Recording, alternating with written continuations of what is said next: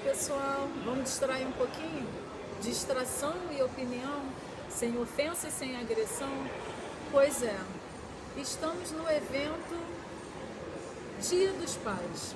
O shopping está lotado, pessoas andando para lá e para cá para poder trabalhar e outros para poder comprar o presente do Dia dos Pais. E aí o nosso pensamento de hoje, a nossa distração e opinião de hoje é para falar exatamente sobre pais. Dias dos pais, pais presentes, pais ausentes, e se existe ex-pai. Para você, ex-pai existe? E aí? Para mim existe. Para grande parte das pessoas, ex-pai existe. Vamos conversar sobre isso, vamos raciocinar sobre isso. Pai, normalmente presença de cuidado, direcionamento, proteção, exemplo de vida, força, suporte total para algumas pessoas. E outros exemplos de ausência, omissão, abandono. Infelizmente, nem todos os pais são dignos de uma lembrança desse dia e outros são totalmente dignos, isso é óbvio, ó, é o boom do óbvio. Mas o que leva um pai a pensar na possibilidade de ser um ex-pai? Normalmente, quando um casal ou então um projeto filhos, ele se executa, alguns homens, eles praticam o pensamento e a atitude de eu tenho ex-mulher, ex-sogra, ex-cunhados, ex-não sei o quê, e acaba praticando também o ex-filho. Dão as costas completamente e isso é muito triste, é muito feio, é muito abandono e sobrecarga para as pessoas que ficam com a responsabilidade não de suprir a presença de pai, porque essa coisa assim, eu respeito completamente, tá, gente?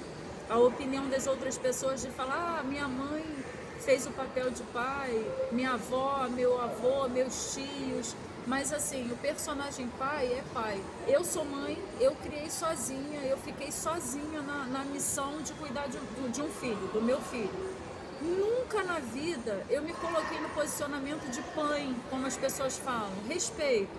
Mas eu nunca fui pai, eu sempre fui mãe, com a sobrecarga de segurar sozinha as duas funções, porque quando a gente cria um projeto, um filho, é bem legal, é muito mais leve dividir a tarefa, dividir a missão, dividir as responsabilidades, a carga da responsabilidade e romantizar que é fácil, que é legal e que mãe, tios, avós, padrastos têm essa responsabilidade, é romantizar, porque a realidade é completamente injusta. Completamente injusta. Pois é. Eu tô sendo sincera e eu respeito, foi o que eu falei. Opinião e distração. Eu respeito a opinião dos outros, mas assim, a minha opinião pessoal é que eu não romantizo o fato de pais não serem pais e as outras pessoas assumirem a função. Cada um tem sua função e a minha função foi de ser mãe triplamente qualificada em ser, que é isso que se fala, porque eu tive que segurar a onda. E aí, como é que fica? Você segura e segura. Mas aquela ausência, ela vai ser suprida, mas ela vai sempre existir, porque alguém deixou de cumprir o seu papel e pronto. Eu penso que não é certo, não é justo, não é correto, mas no momento que outra pessoa fica com a responsabilidade sozinha de cuidar de um ser, de não ser pai, e o outro ter que ser mãe, ser tio, ser avó, ser os padrastos da história, eu entendo que não é certo, conforme eu falei, mas a gente tem que deixar o outro seguir, tem que entender que o outro tem direito de escolhas e forçar a barra, forçar a presença, na verdade, só causa muito mais transtornos para os filhos que ficam. Isso é fato. É isso, eu respeito completamente. Assim, da minha parte, eu entendo o seguinte. Eu falo por mim, que entendo e respeito quem tem a dependência.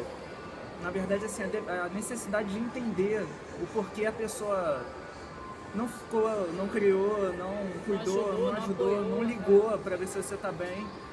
Mas assim, eu acho que a pessoa tem que deixar a outra viver, tem que deixar a outra pessoa seguir a vida. É verdade. Porque se a pessoa não quis saber de você, não é sendo autossuficiente. Você só tem que deixar a pessoa que seja feliz assim, seja feliz sozinha também. Feliz não é nem sozinha, é feliz com quem cuidou de você.